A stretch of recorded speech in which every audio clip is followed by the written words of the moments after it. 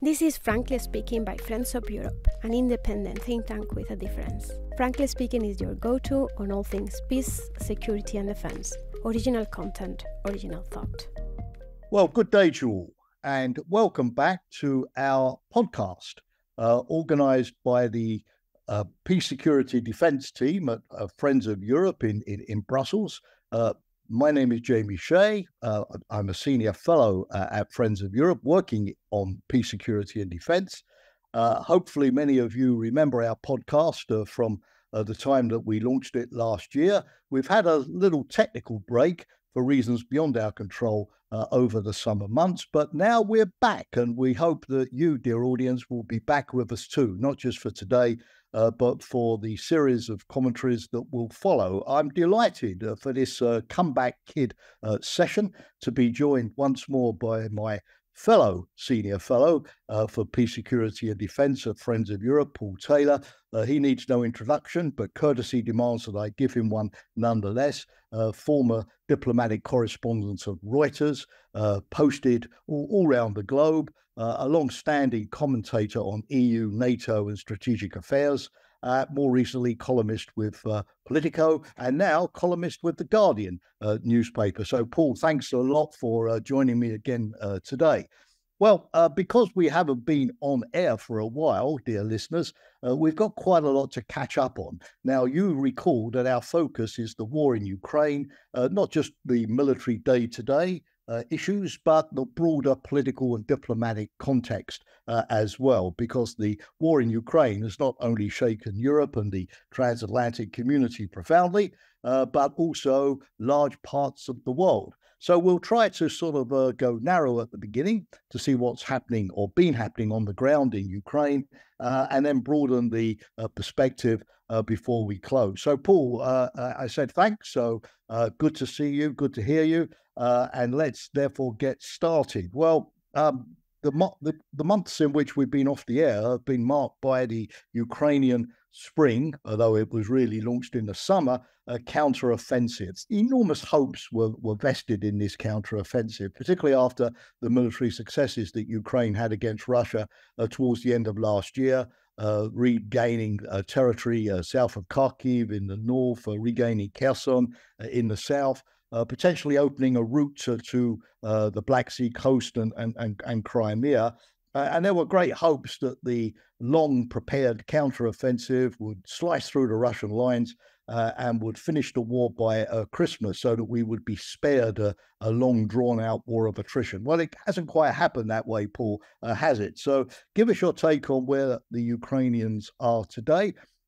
Recently, they have sort of claimed, and we've got indications that they're being modestly more successful, at least in terms of breaking through some of the Russian first lines and perhaps opening up prospects that they could achieve more success before people believe they would be forced to stop by the mud and the onset of winter, whether that's true or not. So are they kidding us, or do you really think that this spring offensive, despite the slow start, could bring some prospects of an early end to the war still yet? Over to you, Paul. Well, Jamie, thank you. It's difficult to tell because we're still in the fog of war. But I think what one can say is there was a great deal of wishful thinking around, particularly after the way in which Ukrainian forces recaptured the Kharkiv area and Kherson, the city of Kherson last year. And that led to a probably exaggerated belief that they would be able to slice through this time, as you described. They seem to be unable to penetrate sufficiently the layered Russian defenses to cut the land bridge to Crimea before what the Russians call the Rasputitsa, the muddy season, sets in. And that means that Ukraine has recognized, I think, this to some extent and changed tactics and is doing some very spectacular things to make the Russians feel vulnerable, to expose and attrit their rear, but also the ability to hit headquarters and demoralize both Russian forces in the occupied territories and to an extent rattle the Russian population with drone attacks on Moscow and elsewhere. That is not a strategy for achieving a decisive breakthrough this year that will lead to forcing Russia perhaps to the table. I don't think that looks likely to happen, but it certainly is not standing still, and it gives Ukraine a reasonable chance of staying in the game without losing too many of its forces, because I think the initial attempt to tackle those very well set layered defenses, trenches, barriers, and so on, probably cost a lot of Ukrainian lives. Again, we don't have statistics, but we have some assessments by Western intelligence and defense ministries, to the extent that they're prepared to give them, which suggest that was the case. Well, Paul, yeah, it looks that way, doesn't it? They're in a bit of a dilemma, because they've got to advance to show that all of the Western support is justified, that they are a cause worth backing. But on the other hand, they have to do it in a cautious way, as you say, that doesn't sort of unnecessarily cost them limited amounts of equipment and resources. So getting that balance between sort of advance but conservation must be difficult. But you do get the impression, Paul, even if maybe Western leaders are not going to say it publicly on the record, that there's now a correlation between the Ukrainian ability to sort of advance and have military success, achieve objectives, is linked to the continuing sort of will to fund in the West, the will to fight versus the will to fund. What would you think would be sort of the benchmarks that the Ukrainians would need to have in mind? You know, that we've got at least to do this or get this far if we're going to sort of get the support needed for another offensive next year. Do you think there is that sort of, at least that unspoken correlation setting in? I mean, a couple of months ago, you remember the motto was, as long as it takes, you know, we're in it for the long haul, no limits. But you don't quite feel that really is the mood now, do you? No, you don't. And I think that's partly because we're heading into electoral seasons. There are important elections going on in the next few weeks in Central Europe, which we may come to, which will really determine the degree of support that Ukraine can expect from its immediate neighbors. That in turn will have knock-on effects, I think, in Western Europe.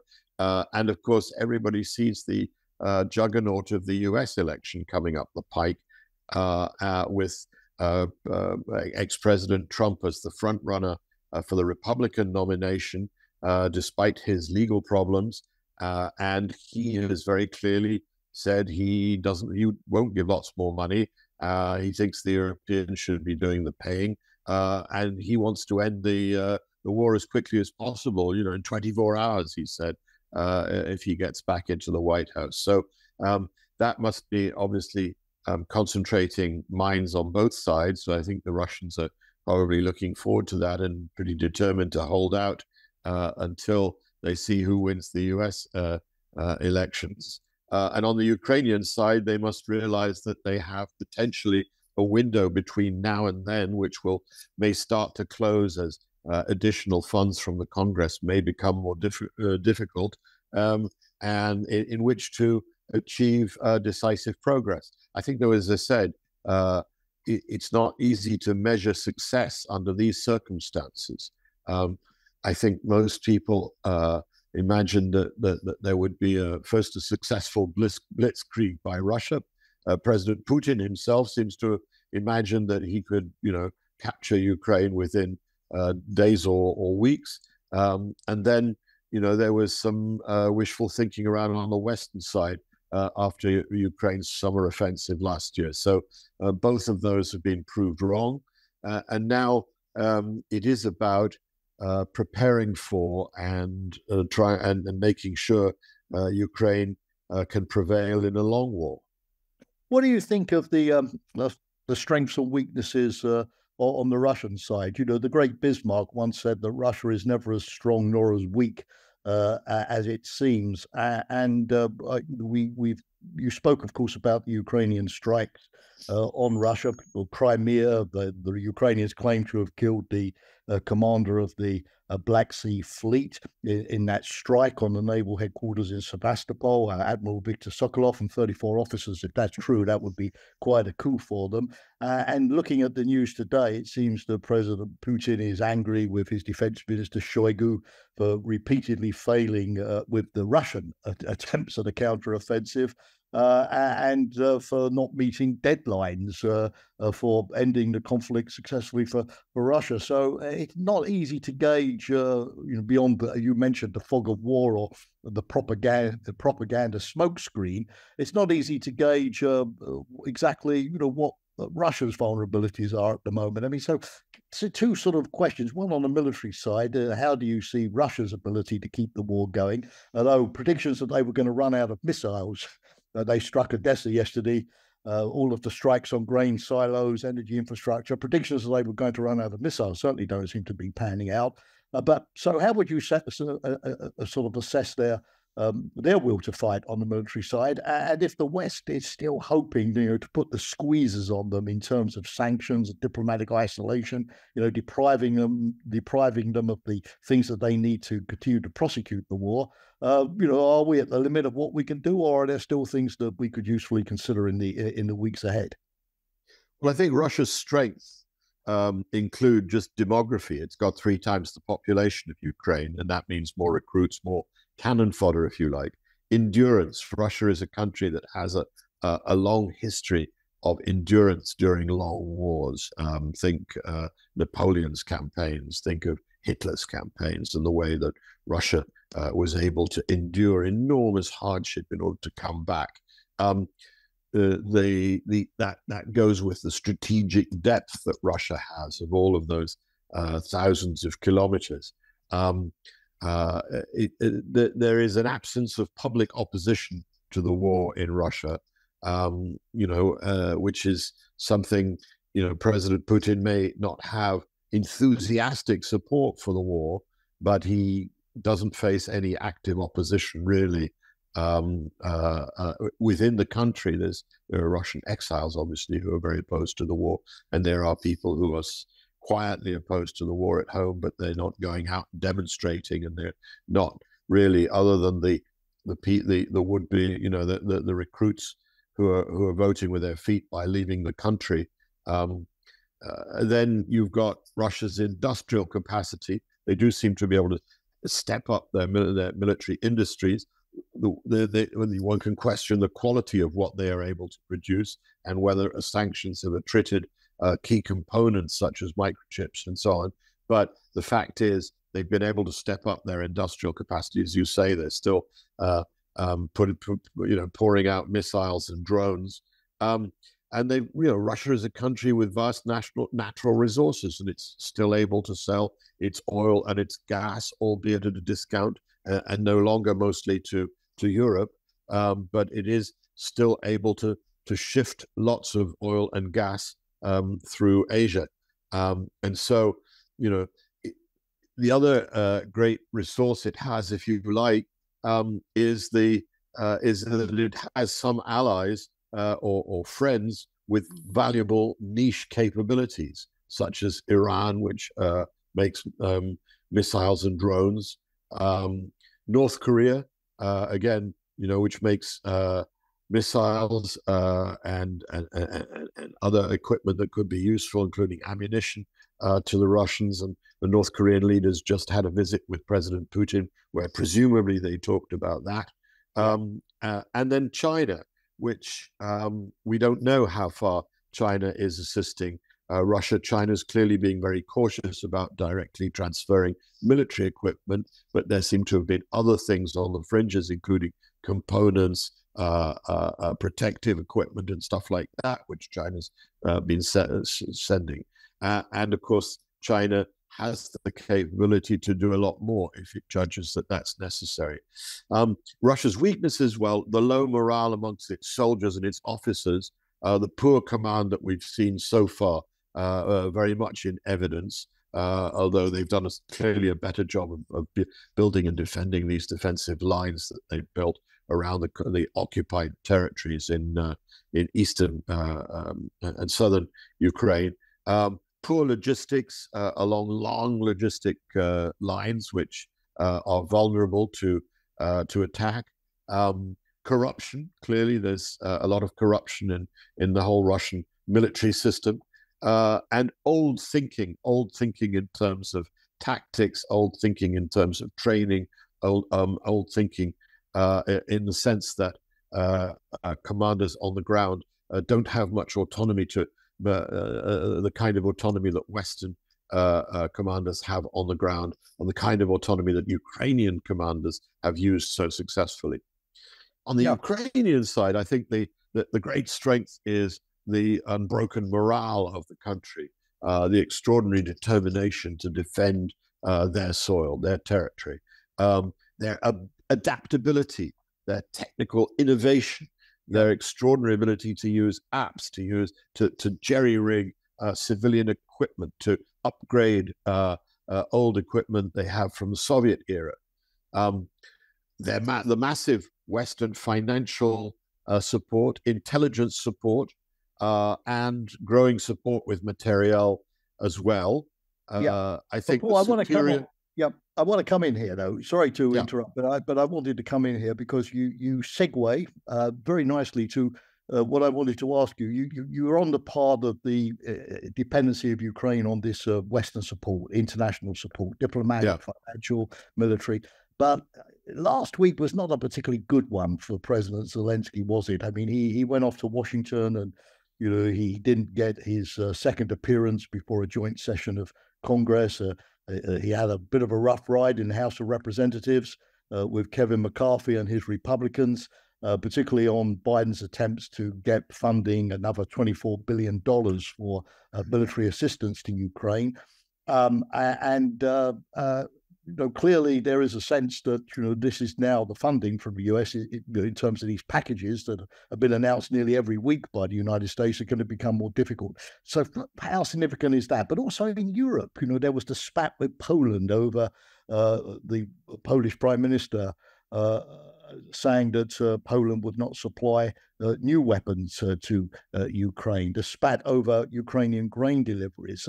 Again, this morning, waking up and taking a quick look at the headlines, we've got Viktor Orban of Hungary saying that Hungary will veto any international assistance for Ukraine until Ukraine resolves the issue of the Hungarian-speaking minority in that country. You've got the presumed winner of the Slovak elections, Robert Fico, saying that if he becomes the leader of Slovakia after the elections next weekend, he's going to veto Ukraine's NATO membership. Are we now seeing really serious cracks in this Western front that has held up very well? Or would you say, all right, storms in teacups, Hungary, Slovakia, well, they can make noises, but they're not the decisive players here.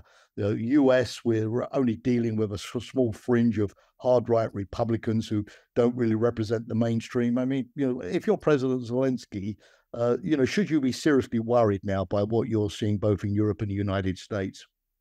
I think you have to take it into account if you're President Zelensky. We are seeing a degree of Ukraine fatigue in the US Congress and in Central Europe, as the cost of US military support and the cost of living consequences of the war in Europe bite.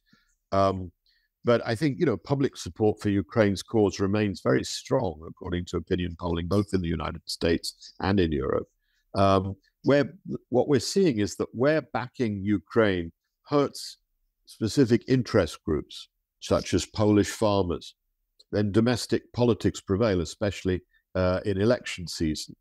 To an alarming degree, however, this war will turn on the US presidential election next year.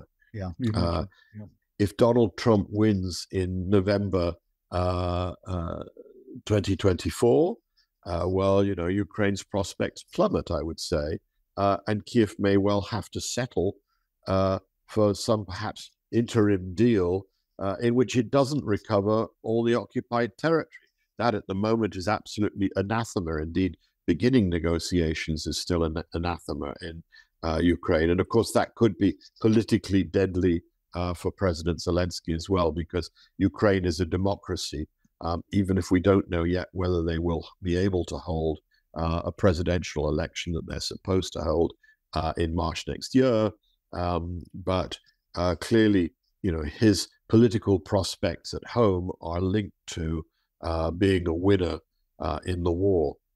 Yeah, Paul, if the US sort of drops out, or at least, as you say, scales back its assistance, is the EU, which of course has stepped up its own defence role and assisted Ukraine quite significantly too, doesn't get as much publicity or visibility for that as the United States, but it's significant. Are the Europeans, or we could sort of include maybe the Brits here as well, although they're outside the EU now, are they in a position politically, militarily, financially to pick up the slack, or will decreased US aid inevitably also depress what the Europeans feel that they should be doing? Well, they will be under greater pressure than they are already to deliver more. But I think that the low-hanging fruit has already been plucked. They've passed on to Ukraine a lot of the equipment that they had in their inventories, which was able to use and which they didn't want to keep. And we're seeing with this ammunition initiative taken by the EU of promising 1 million rounds of ammunition, and including ammunition collectively procured by the EU from European manufacturers, that it's very, very difficult. There are difficulties. This has never been done before in this way. There are difficulties in terms of the components, explosives in particular. Prices have gone through the roof. Difficulty in contracts, difficulty in great sensitivities between national governments and the EU about who controls what as well. It's about power within the EU. So I think that, yes, the EU could, or EU countries and including the UK, could perhaps do a bit more than they've done, but I don't think it would replace what the United States is able to do. And I think that without strong American leadership, it would, you'd have to look for some other political leader in Europe who would be prepared to lead that charge. Yeah. Paul, I take your point there. I mean, I was interested that, to see that when the Polish Prime Minister, I refer to it, said that Poland could not supply new weapons to Ukraine. He was at pains to sort of stress that this was not being ungenerous. It was simply that Poland had run out of all of the existing stocks of weapons. It had depleted its own army in order to supply Ukraine, and therefore, for its own defense, it now needed to sort of give the priority to resupplying its own forces. So if that's the case with Poland, a big supporter of Ukraine, big defense budget, lots of defense contracts, then presumably it's the case with lots of European countries. Others, well, yeah, simply run out of things that they can supply, at least for the time being, until industrial production steps up and they're able to sort of churn out more tanks and armored vehicles and ammunition and spare parts. But let me not ask you to respond to that, because we've only got a few minutes left. And I said at the beginning that we always look at the broader geopolitical scene. And before I let you go, I'd like to sort of ask you about all of this activity that we've seen recently, where the West, conscious of the fact that the global South has been rather disengaged on the war in Ukraine, has not seen it as its conflict. Conscious of the attempts by Russia and China with the expansion of the BRICS, for example, to form their own front, their own sort of alternative alliance. You mentioned, Russia drawing closer to North Korea. Shoigu, the defense minister of Russia, has been in Iran. You referred to all of this. So, we looked at last week, a couple of weeks ago, the G20 in New Delhi. We've seen last week with the UN General Assembly, as I say, a big attempt, a charm offensive by the West to try to get the global South back on side. How successful are these attempts, do you think? And is this kind of charm offensive likely to have any impact at all? Well, I agree diplomatically, Jamie. Russia and China really staged a show of force with the BRICS summit that took place in South Africa, even if President Putin wasn't able to attend. That was a reality check, I think, for the United States and Europe on the degree to which many emerging nations, emerging powers, want to free themselves from Western dominance. They may not agree among themselves on very much. I mean, Iran and Saudi Arabia or other, there are plenty of incompatibilities in there, India and China. But one thing, some of the things they agree on is they don't want to be so dependent on the West. They don't want the West to be running the world. They don't want the West to be controlling key things like financial flows, the internet, and so on. And that's what unites them. On the other side, I think that Western countries may have regained some ground since then by paying more attention to developing nations, notably at the G7 and the G20 summits.